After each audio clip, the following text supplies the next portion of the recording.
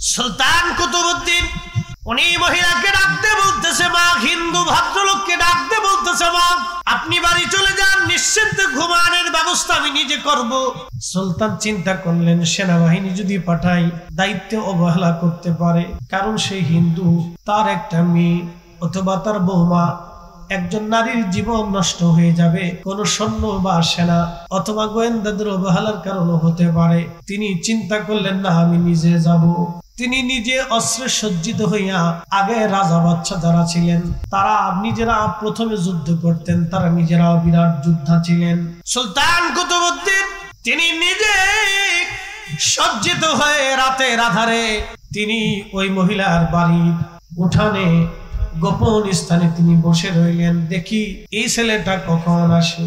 গভীর রাত্রিবেলা হঠাৎ করে ওই মহিলা, বৃদ্ধ মহিলা বুড়িমা, তিনি চিৎকার করে উঠলেন, তোমরা কে আসো?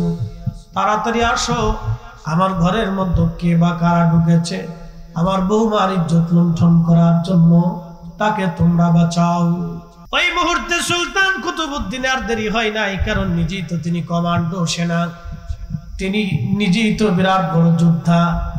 তিনি আর রণকৌশলে ওই ছেলেটাকে তিনি ধরে ফেললেন, মাথার মধ্যে হাত দিয়ে গলার মধ্যে তলোয়ার চেপে ধরছে। বুড়িমাকে বললেন, বুড়িমা, আপনার ঘরের মধ্যে বাতি জ্বলতেছে, আপনি বাতিটা নিভাই দেন, আমি সুলতান কুতুবউদ্দিন নিজে আসছি আপনার বাড়িতে, চিন্তার কারণ নাই। হিন্দু মুসলিম আমিরের কাছে কত বড় নিরাপত্তা সে পায়, আর আমার দেশের মসজিদ বাইতুল মুকাররমে জুতা পিটাপিটি। হ্যাঁ, কি কথা কন না কেন? তো অন্য কেউ না, আমার মতো টুপিওয়ালা, লজ্জা করা উচিত। কত নিচু পর্যায়ে চলে গেছি আমরা। আর এরা যদি ক্ষমতা আসে তো কি করবেন আল্লাহ জানে। আজকে আপনারা দেখেছেন বাইতুল মুকাররমে বিরাট বড় পিটাপিটি, জুতা নিক্ষেপ, জুতা পিটাপিটি, মারামারি, যে যা পারতেছে তাই দিয়ে মারতেছে। প্রিয় উপস্থিতি, আমার খুব মনোযোগ দিয়ে কথাগুলি শুনবেন। কুতুবউদ্দিন তিনি মহিলাকে বললেন, মা, তাড়াতাড়ি বাতি নিভাও। মহিলা বাতি নিভাই দিলেন। কিছুক্ষণ পরে কুতুবউদ্দিন বললেন, মা, বাতিটা জ্বালাও। বাতিটা জ্বালানোর পরে সুলতান কুতুবউদ্দিন সাথে সাথে তিনি আলহামদুলিল্লাহ বললেন। এরপরে বললেন, মা, তাড়াতাড়ি করে এক পেয়ালা পানি তুমি আমারে দাও, পানির বড় তৃষ্ণা লাগছে আমার, পানি দাও তাড়াতাড়ি। পানি নিলেন, পানি পান করলেন। পানি পান করার পরে হিন্দু ভদ্র মহিলা ডাক দিয়ে বলতেছে, বাদশা কুতুবউদ্দিন, দুইটা প্রশ্নের জবাব না দিলে আমি আজকে আমার বাড়ি থেকে তোমাকে যেতে দেব না। বলো বুড়িমা, কি প্রশ্ন তোমার? বলে, সর্বপ্রথম তুমি কেন আমাকে বাতি নিভাইতে বললা? কুতুবউদ্দিন বললেন, বুড়িমা, বাতি এই জন্য নিভাইতে বলছি, এই ছেলেটা আপনার বৌমার প্রতি আসক্ত হয়েছে। আমি বাদশাহ, আল্লাহ আমার উপরে ক্ষমতা দিয়েছেন, অধিকার দিয়েছেন, এই ছেলেটাকে যদি আমি বাঁচায় রাখি সে আবার আসবে। অতএব আমি চিন্তা করলাম এখনই তাকে মেরে ফেলতে হবে, সেই জন্যে আমি তাকে মেরে ফেলবো চিন্তা করলাম। যদি বাতি জ্বলে তার চেহারার দিকে যদি তাকায়, যদি আমার ছেলে হয়ে যায় তাহলে ছেলের প্রতি মায়া লাগতে পারে। তাকে যদি ছেড়ে দেই তাহলে কিয়ামতের ময়দানে আল্লাহর দরবারের আসামি হয়ে যাব। একসাথে বলেন আল্লাহু আকবার। এটার নাম না। যারা আজকে ন্যায়ের কথা বলতেছে তাদের কাছে এরকম আর একদম নিরাপদ কিনা? আরে আমার মিলাদুন নবীর মিছিলে তাদের কাছে নিরাপত্তা নাই। কি কথা কন না কেন? আমার মিলাদুন নবীর জুলুসে তো তাদের কাছে নিরাপত্তা নাই। তারা রাষ্ট্রের নিরাপত্তা দিবে কি?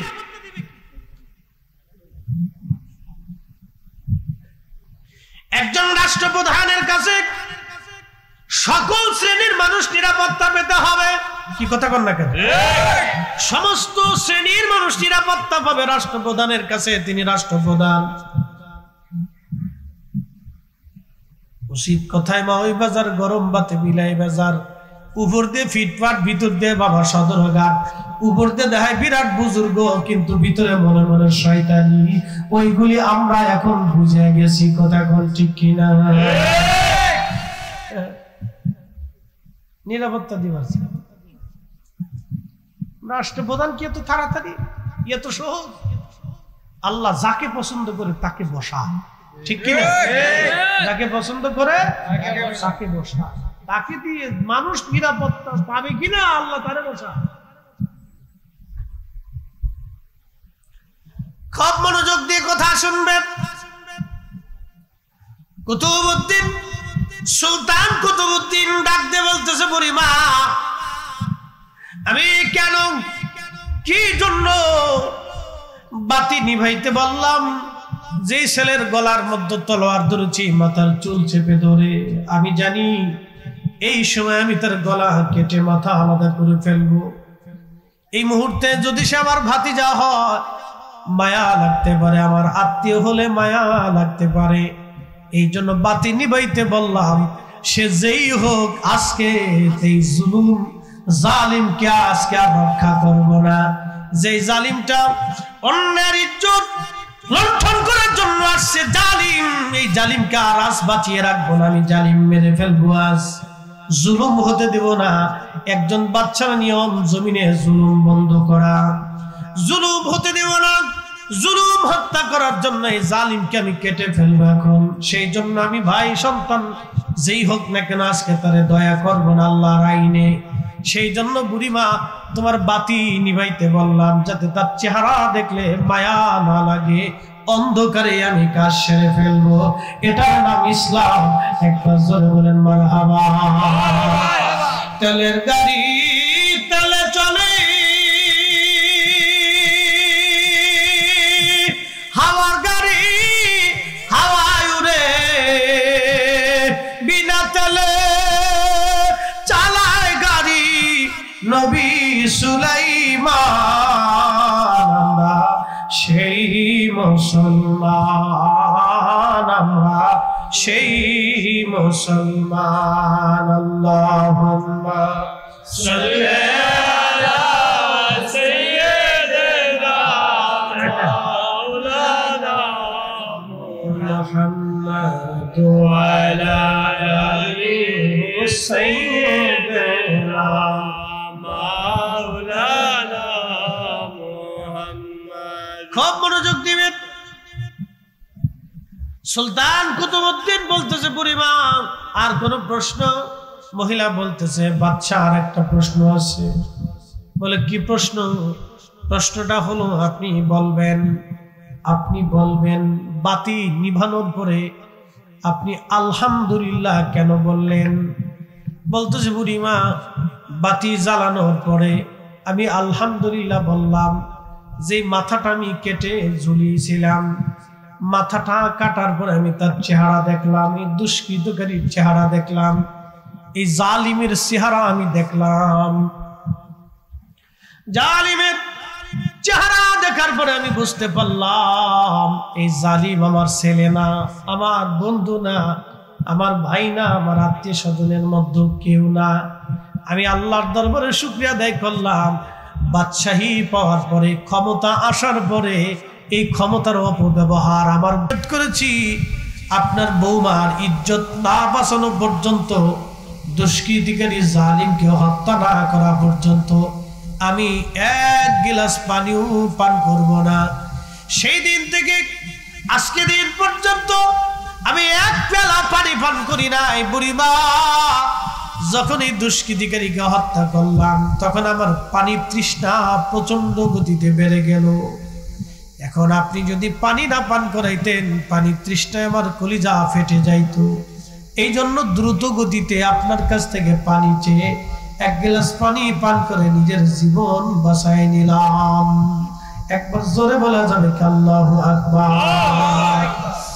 এরা পৃথিবীর মুসলিম বাদশা ছিলেন, মুসলমান আমির ছিলেন, তারা মুসলিম বাদশা। এদের কাছে একজন হিন্দু যদি এরকম নিরাপত্তা পায়, তাহলে চিন্তা করেন তাদের সাম্রাজ্যে মানুষ কিভাবে নিরাপদ ছিল, কিভাবে তারা নিরাপদ ছিল, কোনভাবে তারা নিরাপদ ছিল। এজন্য রাষ্ট্রীয় শাসক যদি সাধারণ জনগণকে নিরাপত্তা দিতে না পারে, তখন ওই রাষ্ট্রীয় শাসক তিনি ব্যর্থ হন, ওই রাষ্ট্রটাও ব্যর্থ হয়ে যায়। এই জন্য সাধারণ মানুষের নিরাপত্তা আগে, নিরাপত্তার পরে খাদ্য বাসস্থান আগে, তারপরে আপনার এই যোগাযোগ ব্যবস্থা, এরপরে নাগরিক সুবিধা। এইগুলি কোন সরকার যদি জনগণকে দিতে ব্যর্থ হয়, তখন ওই রাষ্ট্রও ব্যর্থ হয়ে যায়। ওই রাষ্ট্র দরিদ্রতার দিকে আসে, ধনীরা পলায়ন করে, গরিবরা বিপদের মধ্যে পড়ে যায়, জালিমরা আরো বেশি জুলুম করতে থাকে, মজলুমরা জালিমের জুলুমের শিকার হয়ে যায়। শোনেন, আগের যুগের রাজা বাদশারা এইভাবে মানুষকে নিরাপত্তা দিত। আল্লাহ তাদেরকে আমির উমরা বানিয়েছিলেন এগুলি। এই জন্য আল্লাহর কোরআন বলতেছে, ইন্নাল্লাহা ইয়া'মুরু বিল আদলি ওয়াল ইহসানি ওয়া ইতা'i যিল কুরবা ওয়া ইয়ানহা আনিল ফাহশাই ওয়াল মুনকার ওয়াল বাগই ইয়াঈদুকুম লাআল্লাকুম তাযাক্কারুন। আমার হাবিব উম্মতকে জানান, উম্মতকে বলেন, আমি আল্লাহ আদেশ দিলাম তারা যেন পৃথিবীতে ন্যায় করে, অন্যায় না করে। যেটা ন্যায় সেটা তারা করে।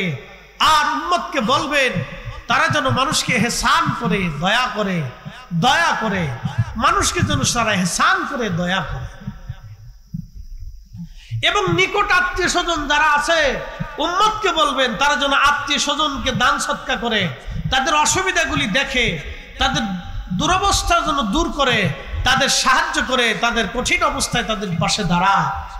আল্লাহ কোরআনে আরো বলতেছেন, হাবিব উম্মতকে আরো শিক্ষা দেন তারা যেন কোনো ফাহিশা কাজে লিপ্ত না হয়, ফাহিশা কাজ থেকে যেন তারা দূরে থাকে, অশ্লীল কাজ থেকে যেন তারা দূরে থাকে। একসাথে জোরে বলা যাবে না মারহাবা। কোরআন আমাদেরকে এইভাবে আল্লাহ আমাদেরকে নসিহত করে করে আল্লাহ নিজে শিক্ষা দিয়েছে। এই জন্য একটা রাষ্ট্রে সব মানুষের বসবাস, সবাই থাকবে। আমাদের বিরুদ্ধবাদী যারা আছে তারাও থাকবে, আমরাও থাকবো। আমরা যদি চিন্তা করি যে তাদেরকে একেবারে নিঃশেষ করে দেবো, তা সম্ভব না। কি সম্ভব? সম্ভব না। আমরা যদি বলি যে শয়তানকে একবারে বাংলাদেশ থেকে তাড়াই দিব, সম্ভব না। শয়তানরা সৃষ্টি করছে কে? না না, একসাথে বলেন, কে বানাইছে? কেন বানাইছে? আল্লাহ কি ইচ্ছা করলে শয়তান একদিনে ধ্বংস করে দিতে পারে না? পারে। তো আল্লাহ শয়তান ছাইড়ে দিছে কেন? কারণ কি? আল্লাহ বলছেন, ওয়ালা নাবলুওয়ান্নাকুম, তোমাদেরকে পরীক্ষা করব। কি করব? শয়তান কিন্তু প্রত্যেক সময় আপনারা বলে নামাজ পড়িস না। এখন শয়তানকে ধাক্কা দিয়ে যদি আপনি নামাজে আসেন, তাহলে আপনি কামিল। শয়তান আপনাকে বলবে এই মিলাদুন নবীর মাহফিলে আসিস না, শয়তানকে ধাক্কা দিয়ে আপনি এই মাহফিলে বসতে হবে, তাহলে আপনি কামিল।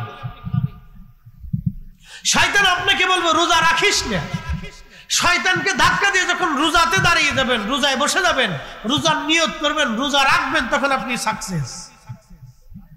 প্রতিনিয়ত আপনাকে শয়তানের সাথে লড়াই করতে হবে। কারণ কি? এটা পরীক্ষা।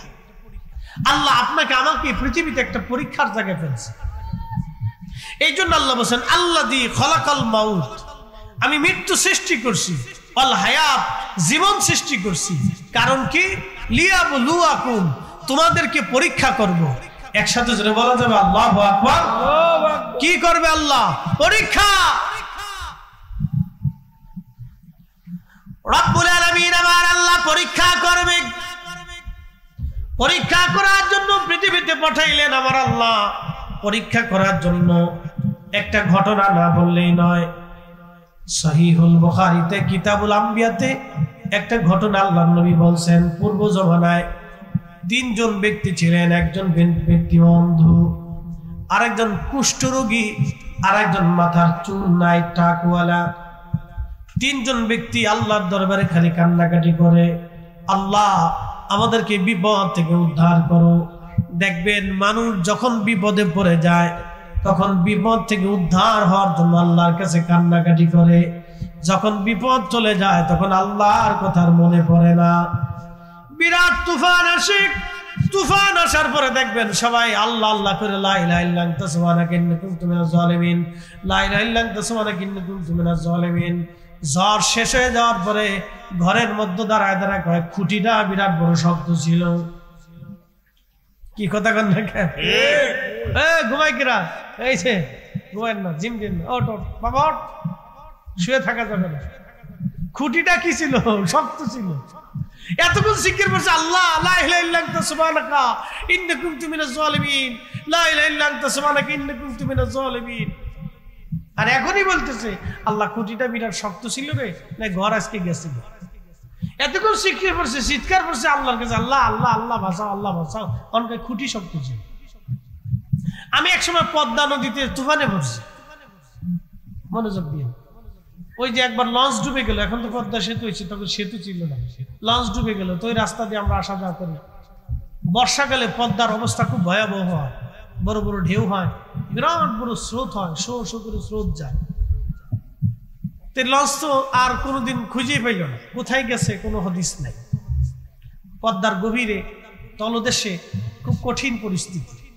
ব্রিজ বানাইতে যাইয়া বেটারা বুঝছে যে কি জ্বালার জ্বালা, পদ্মা কি জিনিস। তো মাঝখানে যে পিলার তিনটে, এই তিনটে গাঁথতে খুব কষ্ট হয়েছে, অনেকদিন সময় লাগছে।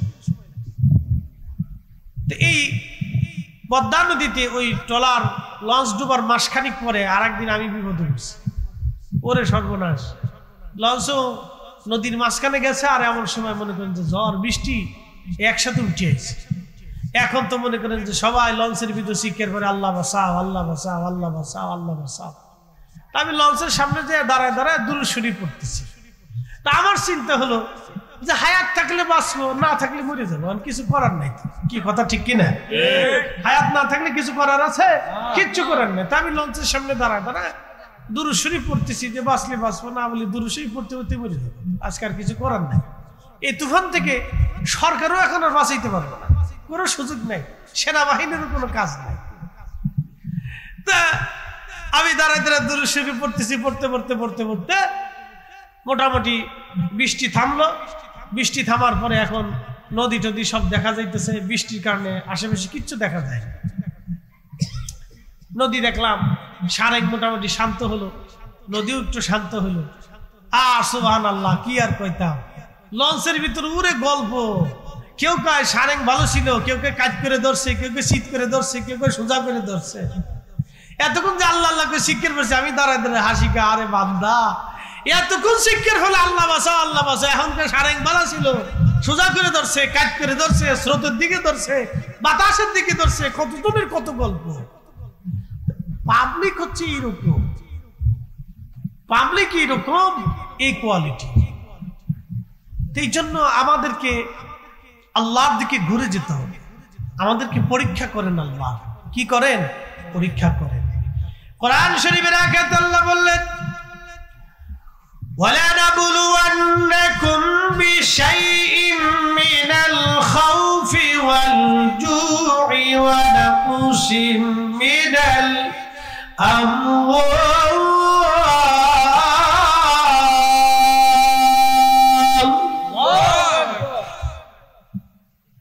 কষ্ট হইতেছে? গরম বেশি, যাই হোক, এই প্রচন্ড গরম, যেটাই হোক ওটা আল্লাহর ইচ্ছা, আমাদের কোনো হাত নেই। আল্লাহ বলেন, বান্দা তোমাদেরকে পরীক্ষা করব মাঝে মধ্যে ভয় দেখাইয়া। মিনাল খাউফি ওয়াল জু'i ওয়া নাকসিম মিনাল আমওয়াল, তোমাদের মাল সামানা নষ্ট করে দিয়ে, ব্যবসা নষ্ট করে দিয়ে, জমির ফসল নষ্ট করে দিয়ে, ওয়াল আনফুসি ওয়াস সামারাত,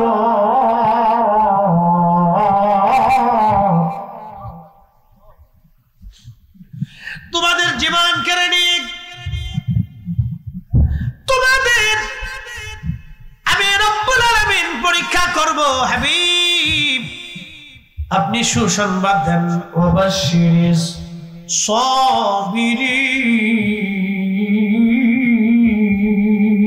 সাবিরিন, এই সময় যারা সবর করবে আপনি নবী তাদের সুসংবাদ দিয়ে দেন।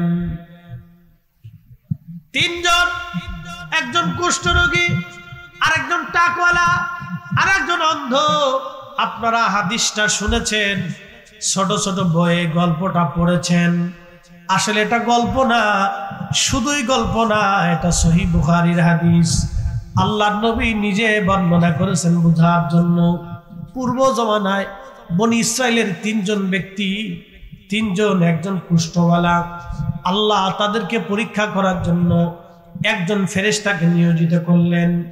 সে মানুষের বেশে কুষ্ঠ রোগীর কাছে আসলেন। আসার পরে বলেন, আল্লাহর বান্দা আপনার কি হয়েছে? কুষ্ঠ রোগী ডাক দেয়া বলেন, আল্লাহর বান্দা আমি কুষ্ঠ রোগে আক্রান্ত, সারা শরীরে কুষ্ঠ রোগ, শরীর থেকে গন্ধ বের হয়, আর আমার শরীরে রোদের আলো পড়লে জ্বালাতন করে, খুব কষ্টের মধ্যে আছি, আমি খুবই বিপদের মধ্যে আছি। বলে আপনাকে কি উপকার করতে পারি? বলে আমার কুষ্ঠ রোগী যদি ভালো হয় তাহলে আমি আল্লাহর দরবারে শুকরগুজারি হব। আল্লাহর বান্দা সঙ্গে সঙ্গে ফেরেশতা, মানবরূপী ফেরেশতা ওই কুষ্ঠ রোগীর গায়ে হাত বুলাই দিলেন, সাথে সাথে তার কুষ্ঠ রোগ ভালো হয়ে গেল। একবার জোরে বলা যাবে কি সুবহানাল্লাহ? সাথে সাথে কুষ্ঠ রোগী ভালো হয়ে গেল। বলে তুমি আর কি চাও? বলে আমি গরিব মানুষ, যদি আমার অর্থ করে ভালো হয়ে যায়, আমি স্বাবলম্বী হই, তাহলে আল্লাহর শুকর করব।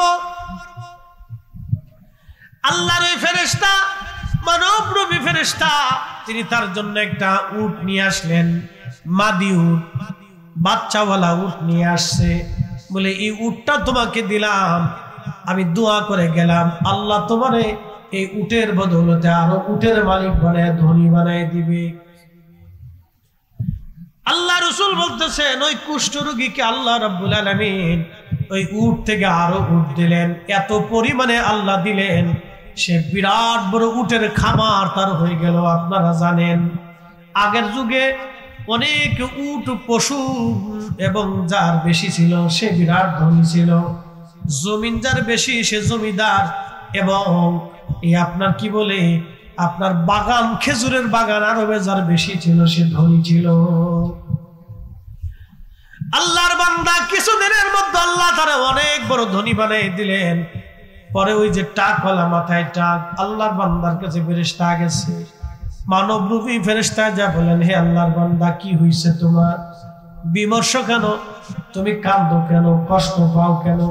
বলে দেখো আমার চুল নাই, দাড়ি নাই, মোছ নাই, একেবারে কেমন আমার দেখা যায়, মানুষ আমার নিয়ে ঠাট্টা করে, আমার বিরাট কষ্ট হয়। আমার যদি চুল মাথায় হতো তাহলে আমায় আল্লাহর শুকরগুজার হতাম। আল্লাহর ওই ফেরেশতা রূপী মানুষ, মানবরূপী ফেরেশতা ওই টাকলার মাথায় হাত বোলাই দিলেন, সাথে সাথে চুল হয়ে গেল। আল্লাহু আকবার। সাথে সাথে চুল হয়ে গেল। চুল হয়ে যাওয়ার পরে তখন এই মানবরূপী ফেরেশতা বলতেছে, আর কি চাও তুমি? বলে আমি গরিব মানুষ, কিছু পয়সা করি হইলে আমি শুকরগুজারি বান্দা হতাম, কিছু পয়সা করি দরকার। আল্লাহর বান্দাটা দ্রুত গতিতে তার জন্য একটা গাভী নিয়ে আসলেন। গাভীটা নিয়ে আসার পরে এই গাভীটা তার হাতে দিয়ে বললেন, নেও, এই গাভীটা তোমারে দিলাম, এই গাভীটা পাওয়ার পরে তুমি আল্লাহ তোমারে যেন অনেক গাভীর মালিক বানায় দেয়, গরুর মালিক বানায় দেয়, দোয়া করে গেলাম। কিছুদিনের ভিতরে বাচ্চা থেকে বাচ্চা, কয়েক বছরের ভিতরে সে অনেক গরুর মালিক হয়ে গেল, আল্লাহ তারে অনেক সম্পদওয়ালা বানাই দিল। আবার ওই মানবরূপী ফেরেশতা ওই অন্ধের কাছে গেছে, অন্ধ কি জন্য তুমি কাঁদো? বলে পৃথিবী দেখার সৌভাগ্য আমার নাই, যদি দুনিয়াটা দেখতাম শুকরগুজার বান্দা হতাম।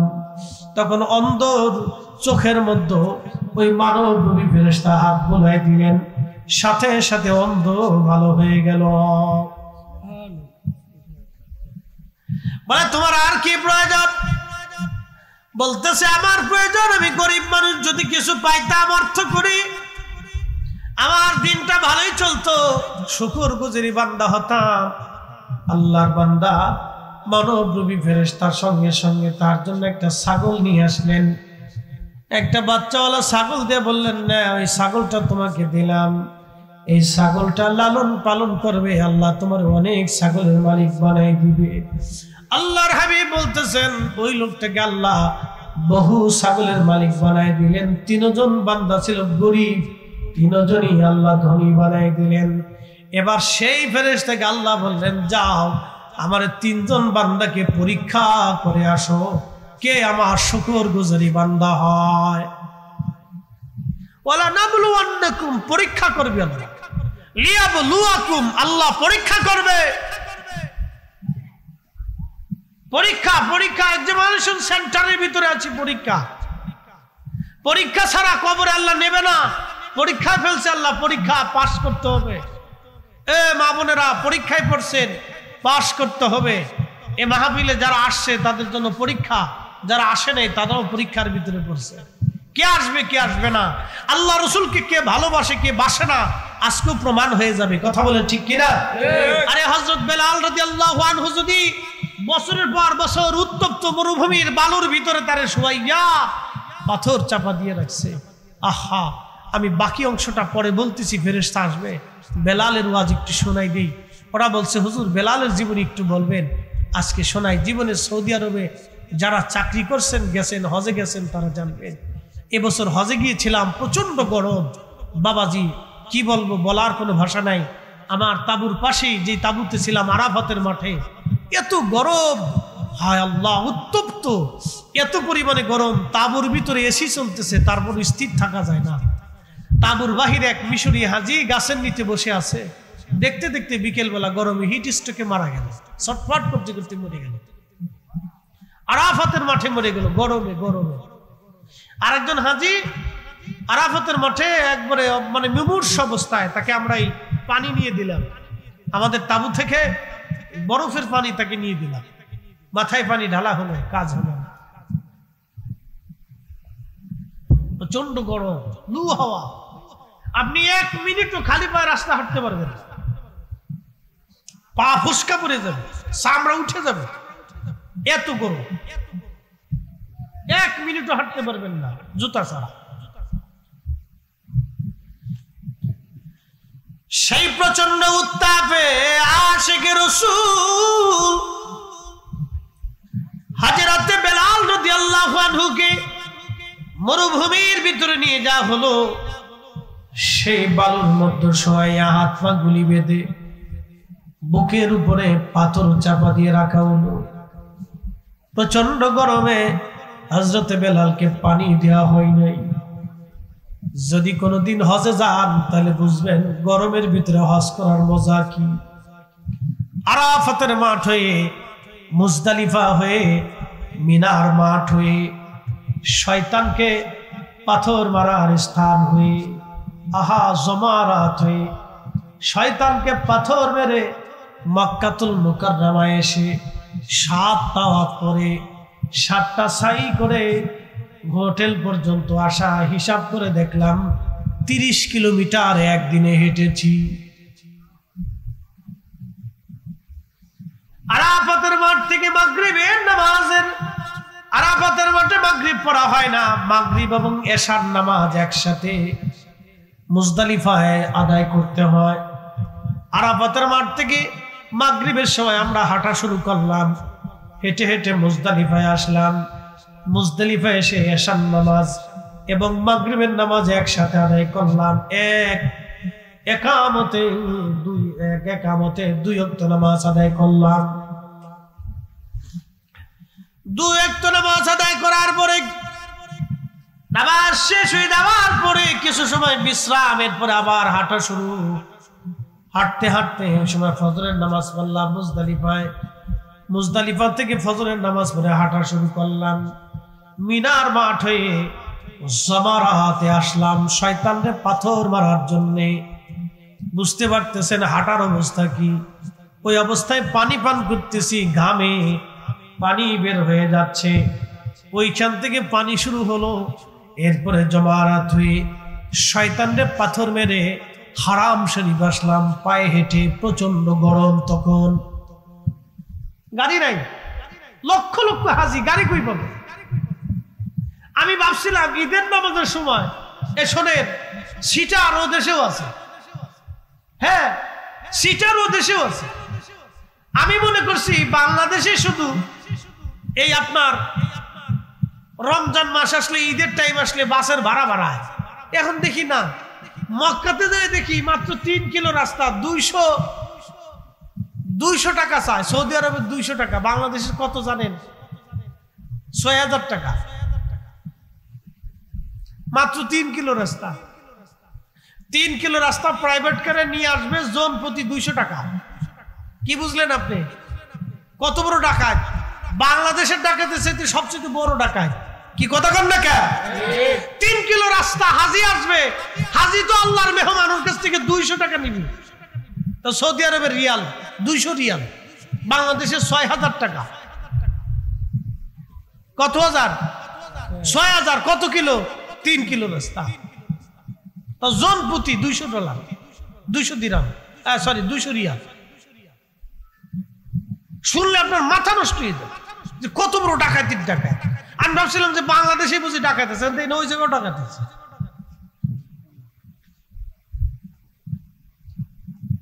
শয়তান রে পাথর মেরে গাড়িতে আসবো, 200 দিরহাম করে চায়, 200 রিয়াল। মুনাজ্জিম বলল দরকার নেই, হাঁটা শুরু করেন। হাঁটতে হাঁটতে বুঝতেই তো পারছেন, আরাফাত থেকে হাঁটা শুরু করলাম। ওখান থেকে হাঁটতেছি আর পানি খাইতেছি, হাঁটি আর পানি খাই, হাঁটি আর পানি খাই। একদিক দিয়ে পানি যায় আর একদিক দিয়ে ঘামের সাথে পানি চলে যায়। প্রচন্ড গরম, সূর্য উঠে গেছে। প্রচন্ড গরমে হাঁটতে হাঁটতে হাঁটতে হাঁটতে কাবা শরীফে আসলাম। মক্কা আসার পরে তাওয়াফ শুরু করলাম। প্রচন্ড গরম, চিন্তা করলাম যদি হোটেলে যাই, বিশ্রামে চলে যাই, তাহলে বিরাট বিপদ হতে পারে। আবার কোন জ্বালা, ফরজ তাওয়াফ করে দিয়ে যাই। তাওয়াফ শুরু করলাম, 7 তাওয়াফ। বুঝতে পারতেছেন, কাবা করে 7 তাওয়াফ। আবার তাওয়াফ শেষ করার পরে 7টা সাই করা লাগে, সাফা মারওয়া পাহাড়ে 7 সাই। পানি চলতেছে, পানি চলে, একদিক দিয়ে পানি চলে আর একদিক দিয়ে ঘামে ঘামে শেষ হয়ে যায়। এরপরে হোটেল পর্যন্ত আসতে হিসাব করে দেখলাম প্রায় 30 কিলো রাস্তা হাঁটা। এটার নাম হজ। অনেকে গাড়িতেও করে, কিন্তু গাড়িতে করে হজের কোনো মজা নেই। হজের মজা হলো হাইটে হজ করা, তাহলে হজে মজা আছে। আর নইলে গাড়িতে করে ওই হাম বাবু, এই হজের কোনো মজা নেই। বন্ধু আমার খুব মনোযোগ দিয়ে যে কথা বলছিলাম, প্রচন্ড গরম, পানি তৃষ্ণা, কিন্তু সেই দিন আশিককে পানি দেওয়া হয় নাই। পানির অভাবে হযরত বেলাল রাদিয়াল্লাহু আনহু অজ্ঞান হয়ে যান মাঝে মধ্যে। আবার আহাদ আহাদ বলে তিনি কাঁদতে থাকেন। পানি কি জিনিস? হজে যদি আপনি না যান, সৌদি আরবে যদি আপনি মরুভূমিতে না ঘুরেন, তো পানি কি জিনিস আপনি বুঝতে পারবেন না। পানি তৃষ্ণা কাকে বলে? এত পরিমাণে পানি তৃষ্ণা। আহারে, সেই দিন বেলালকে মারা হতো। মারতে মারতে মারতে মারতে পিঠের চামড়াগুলি তার উঠে গেল। পিঠের চামড়াগুলি উঠানো হতো, কিন্তু বেলালকে ওষুধ দেওয়া হতো না, চিকিৎসা করানো হতো না। সেই দিনের গরম যদি আশিকে রাসূল হযরত বেলাল সহ্য করতে পারে, তাহলে আজকের এই সামান্য গরম আপনি কেন সহ্য করতে পারবেন না? আজকের এই গরমটাও আল্লাহর পক্ষ থেকে আমাদের জন্য পরীক্ষা। কি কথা বলেন, ঠিক কিনা? আল্লাহু আকবার। তেলের গাড়ি তেলে চলি, হাওয়ার গাড়ি হাওয়ায় উড়ে, বিনা তেলে চালায় গাড়ি নবী সুলাইমান। আমরা সেই মুসলমান, আমরা সেই মুসলমান। আল্লাহুম্মা সাল্লি আলা, জবান খুলে, মাওলানা মুহাম্মদ আলা আলি সাইয়্যিদিনা।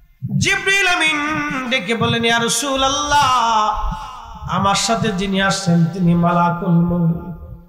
নবী গো, সে বাবার কোল খালি করে, মায়ের কোল খালি করে, মার কোল থেকে সন্তানকে নিয়ে যায়, সন্তানের কোল থেকে মাকে নিয়ে চলে যায়, ডাক্তারের সামনে থেকে রোগী নিয়ে চলে যায়, তিনি মালাকুল মউত। কোরআন বলেছে, ফাইন্নাহু মুলাকিকুম, সে সবার সাথে মোলাকাত করবে, সবার সাথে মোলাকাত করবে। একদিন মাটির ভিতরে হবে ঘরে, মনামার কেন বান্ধ দালান, মনামার কেন বান্ধ দালান।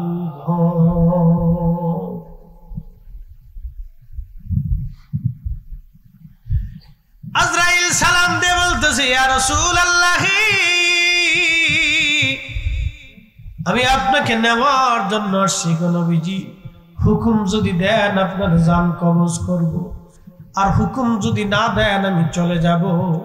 যতদিন মন চায় আপনি উম্মতের মাঝে ততদিন থাকবেন। একসাথে বলা যাবে আল্লাহু আকবার। এই সুপ্রিম পাওয়ার কি আমাদের আছে? নাই।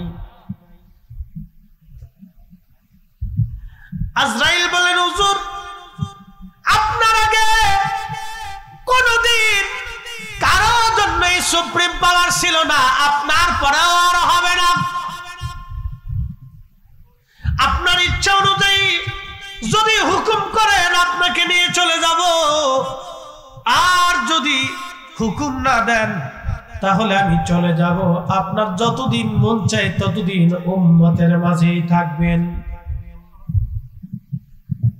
শ্রেষ্ঠ নবী দিলাম তরিয়ে নিতে রোজাহাসুরি, পথ না বলি তাই তো দিলে পাক কোরআনের বাণী, খুদা তোমার মেহেরবানি। খুবই মনোযোগ দিয়ে শুনে আজান। আল্লাহর নবী জিব্রাইল আমিনের দিকে তাকাইলেন। জিব্রাইল বললেন, হুজুর, জীবনে আর কোনদিন জিব্রাইলের আর আশা হবে না, জিব্রাইল আর কোনদিন ওহী নিয়ে আসবে না। 1,24,000 নবীর কাছে জিব্রাইল ওহী নিয়ে আসছে, আমাদের নবী শেষ। আর কোনদিন জিব্রাইল ওহী নিয়ে আর আসবে না। জিব্রাইলের শেষ আশা, আর কোনদিন জিব্রাইল ওহী নিয়ে আসার সুযোগ নাই। জিব্রাইল ডেকে বলল, হুজুর, তবে আল্লাহ আপনার দিদারে আগ্রহী হয়ে আছে, মালিক চায় আপনি চলে যান।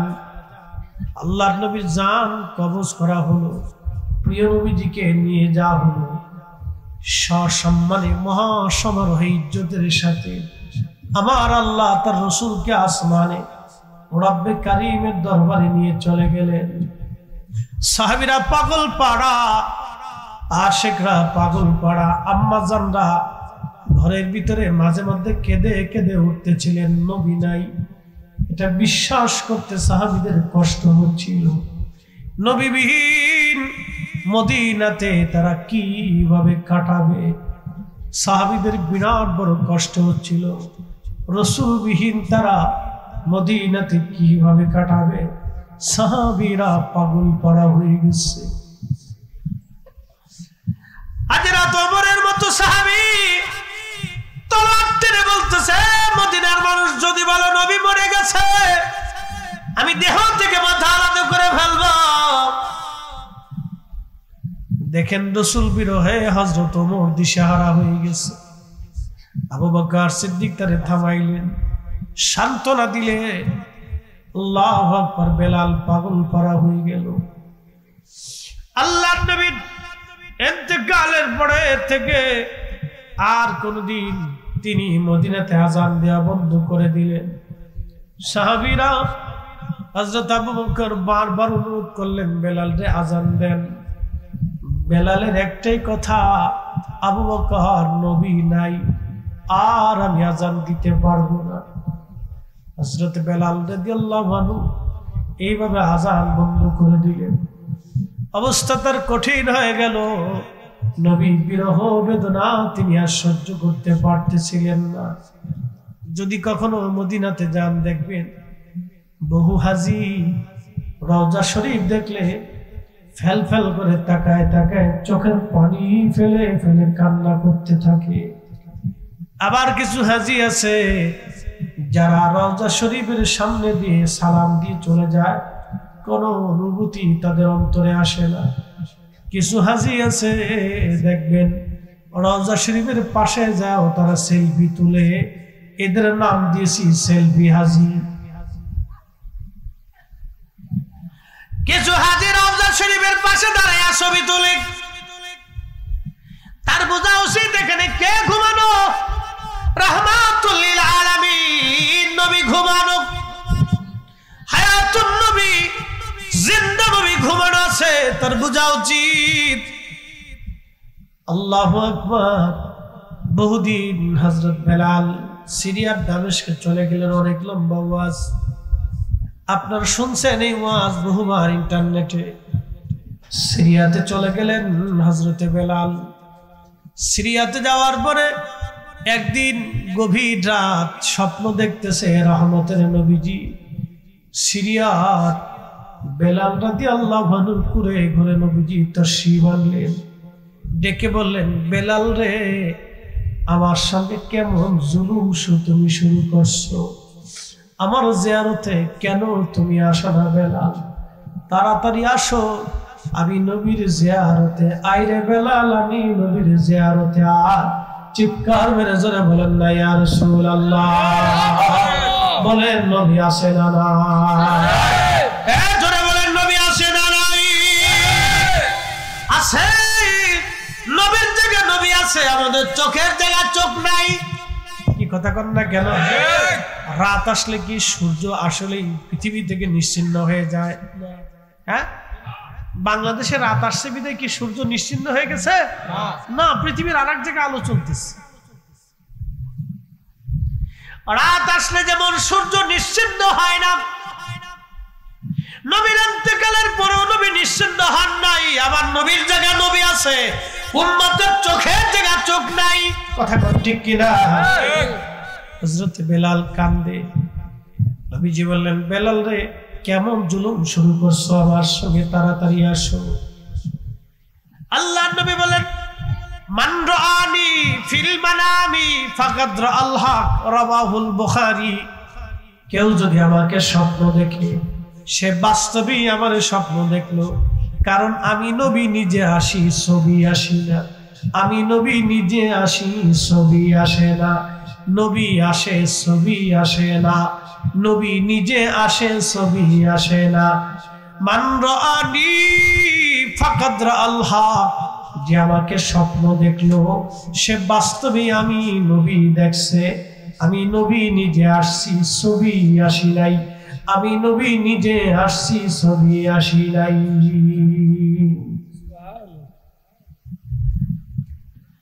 সহিহ বুখারীর ভাষা অনুযায়ী নবী আসছে। এখন প্রশ্ন করি, বুঝে থাকলে জবাব দিন। 1400 বছর ধরে নবীজি স্বপ্ন দেখায়, তখন ঠিক কিনা? কত বছর? 1400 বছর ধরে নবী স্বপ্ন দেখায়। তাহলে বলেন, এই 1400 বছরে কি নবী আসে না ছবি আসে? জোরে জোরে জোরে। কিয়ামত পর্যন্ত নবী স্বপ্ন দেখাবে, তাহলে নবী আসবে না ছবি আসবে? হ্যাঁ, জোরে বলেন, জোরে বলেন। এই তো হাদিস বুঝে গেছেন। তাহলে রসুলের জায়গায় রসুল আছে, আমার চোখের জায়গায় চোখ নাই। কথা কোন ঠিক কিনা? আল্লাহু আকবার। এটার নাম হাকিকত। আজকে ছোট্ট করে ব্যাখ্যা করে বোঝাইলাম। 1400 বছর ধরে নবীজিকে সবাই স্বপ্ন দেখাচ্ছেন, নবীজি আশিকদেরকে স্বপ্ন দেখাচ্ছেন, স্বপ্নে নির্দেশনা দিয়ে যান, স্বপ্নে কথা বলে যান। বাকি পৃথিবী যতদিন থাকবে আমার নবীজি স্বপ্নে আসবেন, কথা বলবেন। আর আমার রসুল 1450 বছর আগে বলে রাখছে, মান রাআনি ফিল মানামি, স্বপ্ন যদি আমার তোমরা দেখো, ফাকাদ রাআল হক, তাহলে শুনবা অবশ্যই বাস্তবেই আমি নবী দেখবা। একবার জোরে বলবেন কি আল্লাহু আকবার। ভুবনের প্রিয় মুহাম্মদ এলো রে দুনিয়ায়, সাগর আকাশ বাতাস দেখবি যদি আয় রে সাগর আকাশ বাতাস দেখবি যদি। ধুলির ধারা বেহেশত আজ জয় করিল দিল রে লাজ। বলেন ধুলির ধারা বেহেশত আজ জয় করিল দিল রে লাজ। আজকে খুশির ঢল নেমেছে ধূসর সাহারা, সাগর আকাশ বাতাস দেখবি যদি আয় রে সাগর আকাশ বাতাস দেখবি যদি। দেখ আমেনা মায়ের কোলে দোলে শিশু ইসলাম দোলে, কচি মুখে শাহাদাতের বাণী সে শোনায়। আয় রে সাগর আকাশ বাতাস দেখবি যদি আয় রে সাগর আকাশ বাতাস দেখবি যদি। আল্লাহুম্মা সাল্লি আলা সাইয়্যিদিনা মাওলানা ওয়া আলা আলিহি সাইয়্যিদিনা মাওলানা। বন্ধু আমার হাজিরিন, হযরত বেলাল নবীজিকে স্বপ্ন দেখাইলেন। নবীজি তাকে সুদূর সিরিয়া থেকে রওনা করলেন, মদিনায় আসছেন তাহাজ্জুদের সময়। মদিনায় আসার পরে নবীজি রওজা মুবারকের পাশে বসে গেলেন, খুবই কান্না বিজড়িত কণ্ঠে বসে বসে তিনি কাঁদতেছিলেন, হুজুর আমি আসছি গো নবীজি, আমি আসছি।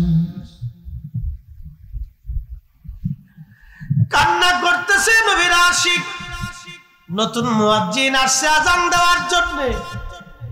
যেই ছাদের উপরে দাঁড়াইয়া বেলাল আজান দিতেন, সেই ছাদের সেই সিস্টেম এখনো মসজিদে নববীতে আছে। দেখবেন মসজিদে নববী রিয়াজুল জান্নাত ডান পাশে একটু ছাদের মতো উঁচু করে একটা জায়গা সুন্দর করে গেঁথে রাখা হয়েছে। এই জায়গার উপরে এখনো মুয়াজ্জিনরা ওইখানে বসে দাঁড়ায় আজান দেয়। মসজিদ নববীর আজানটা ওইখানে এখনো চলে। ওটা ছিল বনু নাজ্জার গোত্রের এক মহিলা সাহাবীর ঘরের ছাদ, এটা এখনো আছে। এই ছাদটা এখনো তারা টাইলস করে বিল্ডিং এর সিস্টেম করে তৈরি করে ওইভাবে উঁচু করে রাখছে। যেইভাবে উঁচু আগে ছিল ঠিক সেই সিস্টেমে এখনো আছে। ওখানে দাঁড়ায় এখনো মুয়াজ্জিনরা আজান দেয়। একসাথে বলবেন আল্লাহু আকবার। মদিনার মসজিদের আজান ওইখান থেকে এখনো চলে। এখনো মুয়াজ্জিন ওইখানে দাঁড়ায় আজান দেয় মদিনার মসজিদে। আজানের সময় আশহাদু আন্না মুহাম্মাদার রাসূলুল্লাহ বলার পরে আমরা যে সুমা খাই না, মসজিদের মুয়াজ্জিনকে আমি নিজের চোখে সুমা দিতে দেখেছি। একসাথে বলবেন আল্লাহু আকবার। মসজিদের নববীর মুয়াজ্জিনকে আমি নিজে চোখে দেখেছি চুমা লাগাইতে। আমাদের দেশে এটা নিয়ে ঝগড়া করে অনেকেই।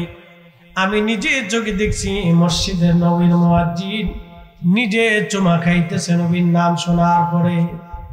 আল্লাহু আকবার। ওই জায়গা বসে এক মুয়াজ্জিন আজান দিচ্ছে আর একজনের চুমা খাচ্ছে। মুসলমান, ওই ছাদের উপরে দাঁড়ায় বেলাল আজান দিতেন। রওজা শরীফে বসে বসে কাঁদতেছে, নতুন মুয়াজ্জিন আসে আজান দেওয়ার জন্য। এমন সময় মুয়াজ্জিন দেখে নবীর মুয়াজ্জিন এখানে বসে আছে, ডাক দিছে, মদিনা শুনছো নবীর মুয়াজ্জিন বেলাল আসছে। এই কথা শুনিয়া মদিনার ঘর থেকে সব সাহাবী বের হইয়া মসজিদে নববীতে আসিয়া ভিড় করে বসে, বেলাল বুঝি ফিরে আসছে, বেলাল আসছে, বেলাল আসছে রে। কতদিন হলো বেলালের কণ্ঠের আজান আমরা শুনি না। সাহাবীরা এসে বলতেছে, বেলাল রে আজান দাও। বেলালের একটাই কথা, না, নবীর ইন্তেকালের পরে আমি পান করেছি, নিয়ত করেছি আর আজান দিব না। আমি কারে আজান শোনাবো? সেই তো আজ আমার আজানে নামাজে নাই। আমি আজান দিলে নবী আসতো, বেলাল আজান দিলে নবী নামাজে আসতো। আজান দিয়ে ওইখান থেকে আজান দিয়ে নেমে মসজিদে নববীতে ঢোকার পরে হুজরা শরীফ, বর্তমানে রওজা শরীফ ছিল নবীজির হুজরা মোবারক, এই হুজরা শরীফ থেকে বের হয়ে নবীজি মিম্বরে আসতেন। সাহাবীরা কাতার করে বসতো নামাজ আদায় করার জন্য। আল্লাহর নবী নিজে ইমাম, সাহাবীরা মুসল্লি। হযরত বেলাল ছিলেন মুয়াজ্জিন, মসজিদে নববীর মুয়াজ্জিন। বেলাল কান্দে বলে, না আমি আর আজান দিতে পারবো না। সাহাবীরা বলল, হাসান আর হুসাইনকে ডেকে নিয়ে আসি। হাসান আর হুসাইন বললে বেলাল বুঝি আজান দিবে। বর্তমানে 7 নম্বর গেট বাবু সালাম বলা হয়, যেখান দিয়ে রওজা শরীফ আপনাকে ঢুকাবে ওই গেট বরাবর একটা মসজিদ আপনি পাবেন। মসজিদের নাম মসজিদে আলী। যদিও এটা মসজিদে আলী বানায় রাখছে, কিন্তু এটা মসজিদ না, এই এলাকাটা ছিল, ওই জায়গাটা ছিল ফাতেমা রাদিয়াল্লাহু আনহার বাড়ি। সাহাবীরা যাইয়া হাসান আর হুসাইন দুইজনকে ডেকে নিয়ে আসছে। ডেকে আনার পরে দুইজন হযরত বেলাল দুইজনকে দেখিয়া রওজা শরীফ থেকে উঠে ইমাম হাসানের বুকের মধ্যে মাথা ঠেকায় কাঁদতেছে। ইমাম হাসানকে দেখতে নবীজির মতো দেখা যাইতো, নানার চেহারা পাইছিলেন ইমাম হাসান। দেখবেন অনেক সময় ছেলে মেয়ে বাচ্চা হইলে কেউ বাবার চেহারা পায়, কেউ মার চেহারা পায়, কেউ মামার চেহারা পায়, কেউ নানারটা পায়, কেউ দাদারটা পায়। হযরত বেলাল দৌড়ে ইমাম হাসানের কাছে গেলেন, বুকের মধ্যে মাথা ঠেকাইয়া বেলাল রাদিয়াল্লাহু আনহু কাঁদতেছিলেন। আশিকে রাসূল হযরত বেলাল রাদিয়াল্লাহু আনহু কাঁদতেছে। হযরত ইমাম হাসান ডাক দিয়ে বললেন, নানার মুয়াজ্জিন, ও নানার মুয়াজ্জিন, কতদিন হলো আপনি আমাদেরকে আজান শোনান না। যে আজানটা নানারে শোনাইতেন আজকে যান, সে আজান আমাদেরকেও শোনাইয়া যান। হযরত বেলাল আর স্থির থাকতে পারেন নাই, তিনি দৌড়াইয়া চলে গেলেন সেই ছাদ যেটা এখনো আছে, ওইখানে উপরে উঠে হযরত বেলাল যখন ডাক দিলেন, এখন তো বিল্ডিং হয়ে গেছে, তখন মদিনাতে কোনো প্রাসাদ ছিল না, সব মাটির ঘর, পাথর আর মাটি দিয়ে বানানো। ছাদগুলি খেজুর গাছের ছাল দিয়ে, বাকল দিয়ে, খেজুর গাছের কাঠ দিয়ে ছাদ তৈরি করা হয়েছিল। হযরত বেলাল ওইখানে উঠে আজান দিলেন, আল্লাহু আকবার, আল্লাহু আকবার। সারা মদিনার ভিতরে আজানের আওয়াজ ছড়িয়ে গেল। সারা মদিনাতে আজানের আওয়াজ ছড়িয়ে গেছে। বিরাট আজানের আওয়াজে, হযরত বেলাল রাদিয়াল্লাহু আনহুর আওয়াজে মদিনার ঘর থেকে সাহাবীরা বের হয়ে দৌড়ায়। কোন কোন সাহাবী বলতেছিলেন, বুঝি রে নবী আসছে, আহা বুঝি নবী আসছে গো, বুঝি নবী আসছে। সাহাবীরা দৌড়ে আসতেছে, সারা মদিনাতে কান্নার রোল পড়ে গেল। হযরত বেলাল যখন আশহাদু আল্লা ইলাহা ইল্লাল্লাহ বললেন, সারা মদিনাতে কান্নার রোল পড়ে গেল। আশহাদু আন্না মুহাম্মাদার রাসূলুল্লাহ যখন বললেন, হযরত বেলাল রাদিয়াল্লাহু আনহু এই আওয়াজটা দেওয়ার সঙ্গে সঙ্গে মদিনার মাটি থরথর করে কেঁপে উঠল। একবার জোরে বলা যাবে কি ইয়া রাসূলুল্লাহ? পৃথিবীতে কারো আজানে পৃথিবীর মাটি কাঁপে নাই, পৃথিবীতে কারো আজানে জমিন আর কাঁপবে না। তিনি একজন মুয়াজ্জিন আশিক রাসূল, যার আজানে মদিনার মাটিগুলি থরথর করে কেঁপে উঠছে। আহারে মদিনার মাটি কেঁপে উঠছে। বেলাল রাদিয়াল্লাহু আনহু অজ্ঞান হয়ে গেলেন, বেহুশ হয়ে গেলেন। তিনি ছাদের উপরে বেহুশ হয়ে গেলেন, হুঁশ নাই। আর আজান তিনি দিতে পারেন নাই। নবীর হাসি, সারা মদিনাতে কান্নারোল। মহিলারা ঘর থেকে বের হয়ে আসছে, ছোট ছোট বাচ্চা যুবকরা বের হয়ে আসছে। একই বাক্য, নবী বুঝি ফিরে আসছে রে, নবী বুঝি ফিরে আসছে, নবী বুঝি ফিরে আসছে রে, নবী বুঝি ফিরে আসছে। সারা মদিনায় কান্নার রোল পড়ে গেল। আল্লাহর নবী বেলাল রাদিয়াল্লাহু আনহুকে স্বপ্নে ডেকে নিয়ে আসছেন, স্বপ্ন ডেকে নিয়ে আসছেন। বেলাল রাদিয়াল্লাহু আনহুকে স্বপ্নে ডেকে নিয়ে আসছেন। সুদূর মদিনা মুনাওয়ারাতে নিজের জিয়ারত করাইয়া তারপরে বেলালকে নিয়ে গেছেন। এই ঘটনা থেকে ইমাম তাকিউদ্দিন সুবকি আশ-শিফাউস সাকামের মধ্যে তিনি লিখতেছেন, অতএব হজ করার পরে কেউ যদি নবীজি রওজা মুবারকের জিয়ারতের নিয়ত করে, ইরাদা করে, ইচ্ছা করে, তাহলে আমাদের দেশে যারা বুকে হাত বেঁধে নামাজ পড়ে, ওরা বলতেছে নবীর হজ করার পরে নবীজির রওজা শরীফ জিয়ারতের নিয়ত করা হারাম এবং শিরক। জোরে বলেন নাউজুবিল্লাহ। এটা আপনাদের কসবা দিন দিন বাড়তেছে। কি কথা কন না কেন? কসবাতে দিন দিন বাড়তেছে। শয়তান কি বসে রয়েছে? শয়তান বসে রয়েছে না, শয়তান কার কাজ আঞ্জাম দিতেছে। দিন দিন কসবাতে বাড়তেছে। এই আকীদা, এই বিশ্বাস যদি কারো অন্তরে রেখে কবরে চলে যায়, তার কবরের জিন্দেগি কত কঠিন হবে একটু চিন্তা করেন তো। এই বিশ্বাস রেখে যদি কেউ কবরের মধ্যে চলে যায়, আখিরাতের জিন্দেগি তার কত কঠিন হবে একটু চিন্তা করেন।